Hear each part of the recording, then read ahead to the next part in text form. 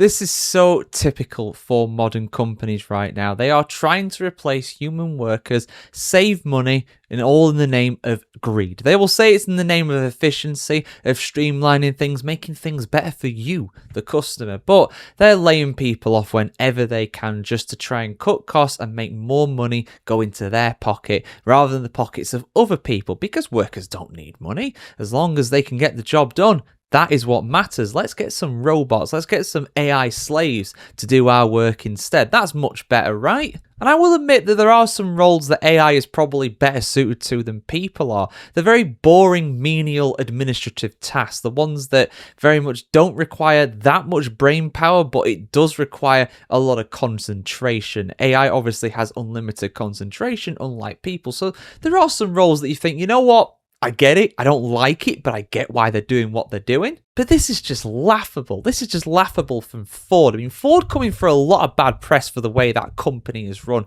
for some of the tactics that they are using right now. But they have well and truly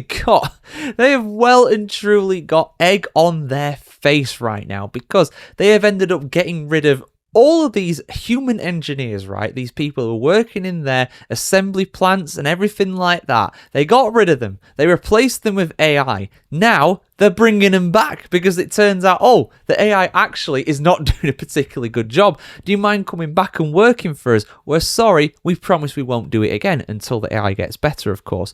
That's the real thing what they're saying here. Beggars can't be choosers in this job market as well. It is so difficult to be able to get work right now in the UK and pretty much anywhere else in the world if you're at the bottom rung of the ladder effectively. If you're in a relatively entry-level role, that doesn't really exist in a lot of professions nowadays, and the ones where it still is a thing, well, a lot of those are going to go too. There are certain industries where AI is never going to fully replace people. I think it's always going to be a part of the industry that's specific to that, but there are some where it's just inevitable. It's going to happen sooner or later.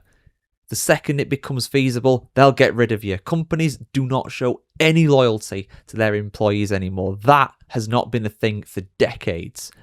But anyway, enough ranting about the industry as a whole. Let's talk about Ford and how they have messed up here. I mean, this is a really hilarious one. I mean, it's sad that it came to that. It's sad that Ford did that.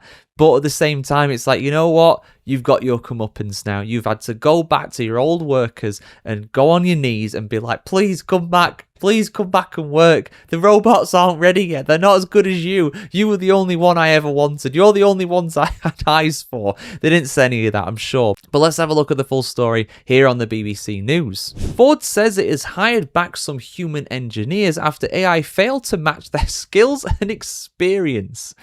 In a bid to reap the benefits of the technology, which developers claimed could cut costs and boost productivity, the US car maker adopted it across some parts of its operations, including quality checks. Yeah, no surprise that machines are not as good as humans when it comes to quality checks. Having realised does kind of help with that, really. But according to Bloomberg, its executive said the firm has rehired more than 300 veteran quality inspectors in recent years to make up for the pitfalls of automated systems.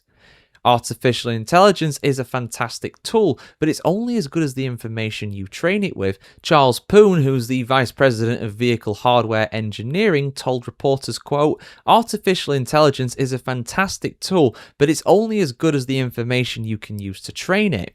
Over prior years, we didn't pay as much attention as we should to the experience of our most knowledgeable engineers that have been with us through many product cycles," end quote. I mean, that just sums up a lot of modern companies, doesn't it? Yeah, we got rid of them. Turns out the new things we got in this case, AI, wasn't quite as good, so we brought them back. Turns out they were actually good at their job after all. I mean, it all just comes down to money. It's all just down to greed. That's all this is. Robots won't strike. Robots will not ask for more pay. They won't ask for any pay. You just got to run and maintain them. The US automaker is among many to have seized on the buzz around AI, particularly amid Wall Street fervor about the potential to increase margins. Yeah, money. That's all this is about. Jim Farley, the CEO of Ford, said the following last June, quote, "AI will leave a lot of white-collar people behind," end quote. Like I just said, it will. I agree with him there, but doesn't make it right now, does it? Does ethics not come into this? Does human rights not come into this? I suppose employment laws are a bit fuzzy over in America at the end of the day. In an October earnings call, Chief Operating Officer Kumar Galota said that the firm is deploying AI across the entire industrial system. This included rolling out 900 AI-powered cameras in its plants to detect quality issues at the source and help us mitigate supply disruptions, as Galhortra put it. Or Galhortra, as it turns out. Said his name wrong twice there, but I'm keeping it in. However, Poon told reporters on Wednesday that the firm's AI-driven checks had failed to live up to expectations. Oh, what a shame. He said, quote, "Mistakenly, we thought that just by introducing artificial intelligence and ingesting the design requirements that we had, that would produce a high-quality product," end quote. Shockingly, it didn't. And honestly, there are so many companies that do this. There's some that we're aware of here on our network, guys, that we're not going to name names, but there's been some things that have happened in the last few weeks and months, in particular the last few weeks, that have made me think, yeah, they're going to regret doing that. I'm not going to say what they've done. You can probably guess the companies I'm talking about here, but yeah, I think there's going to be a bit of backlash when it comes to light that they are doing things like that. I know, very, very vague that, but I can't really say much more than that. I don't want to get anybody in trouble here, but you could probably guess who, like I said. Poon reportedly pointed to an automated tool that was lacking the training and expertise of veteran technicians, many of whom have said left the company before their knowledge could be used to improve the tech. They're training their replacements. I mean, that's very typical as well. Training your replacement, that happens a lot. I've never had that personally, but I've known that to happen. That must be so demeaning. He said that these human workers had since been reintroduced to train up its systems as well as mentor younger workers. Nah, they're just there to train the robots. They don't care about the younger workers. The younger workers will be the next to go after the old people, pass on all their knowledge. He said the following to Bloomberg, quote, "We recognise that for us to enhance some of our automation and machine learning and artificial intelligence tools, we needed to ensure that we were training by the most experienced individual. We recognise that for us to enhance some of our automation and machine learning and artificial intelligence tools, we needed to ensure that they were trained by the most experienced individuals." End quote. Honestly, I hope they came back and I hope they asked for like 3 times their usual rate.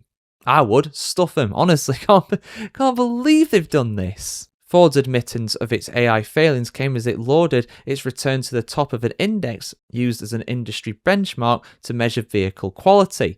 It said that it had the number one mainstream.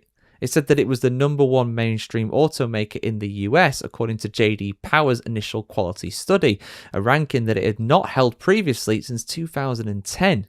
In a press release marking the news, the company said, quote, "Reaching best-in-class quality required a significant talent refresh," end quote, i.e. getting the old people back who were actually good at the jobs. This involved replacing senior leaders across engineering, supply chain, and manufacturing, it said, as well as hiring the roughly 300 veteran engineers who, quote, "carry the hard-earned wisdom of decades of design," end quote. I mean, that's just a microcosm for the 2020s, isn't it? The way that the job market's gone, the way that corporate greed has been allowed to manifest itself like a disease, like a tumour on the industry itself, and they get their comeuppance. And yeah, it's a surprise, really. And yeah, it's not a surprise at all. It's not a surprise in the slightest that their AI revolution ended up messing up. But they'll get it right eventually. And once they do get it right, the older people will be out the door, the younger people, they'll be the next to go after that, and it'll just eventually be all an army of robots that are just making cars at a much higher production level and quality level than humans could ever do. And that's going to be the reality of the situation. More and more people out on the streets. How long is this sustainable for? Who knows at this point? But as long as the fat cats keep getting their pay, keep getting their cheese, they don't care. They do not care whatsoever. I am so cynical about this, guys. You know I am. You listen to me a lot when it comes to this, but I'm always going to highlight it. I'm always going to try and scream it from the rafters as much as I can here on our platform, right? Here on the Motoring Chronicle, we do not shy away from this stuff. But how is it going to stop? Because the people that are in power, the people who have the most money to be able to do things like this, they're getting richer from it. They're getting even richer from it. What are we going to do? What's the average Joe, John and Jane on the street going to do? Honestly, right, I've going to play this game again soon. I know you guys know I'm a massive video game nerd, and you can see back there's plenty of them. That's just a small scratching of the surface, what you can see in the background of these videos. But there's one of my favorite games in recent times called Detroit Becoming Human, and it's incredible. And honestly, it was made about 10 years ago, maybe a little less. Honestly, it predicts a lot of the things that are happening right now, and some of the things that happen in that game, I'm like, this might happen in the coming years. I'm going to play that game again soon, because all this stuff about AI, it's really got me thinking that they knew. They predicted it. They predicted the future Simpsons style. But yeah, your thoughts in the comments below, guys. Can a robot ever truly replace a veteran engineer, a quality manager, someone who's been in the game for 30, 40 years? Could they ever reach that level of expertise? I think they can. It's a matter of time. They're not there yet, but they will be, because they've got the best people training them how to do it. And then they can compile all that information and use a bit of a hive mind, that cloud mind and all that. They'll all be the same. They'll all turn into veterans of 60 years overnight, even though they've only been there for a couple of years. And on that uplifting note, I'll bid you farewell for now, guys. I'll see you soon for much more uplifting content, hopefully, here on the motoringchronicle.com. See you soon, guys. Have a good one.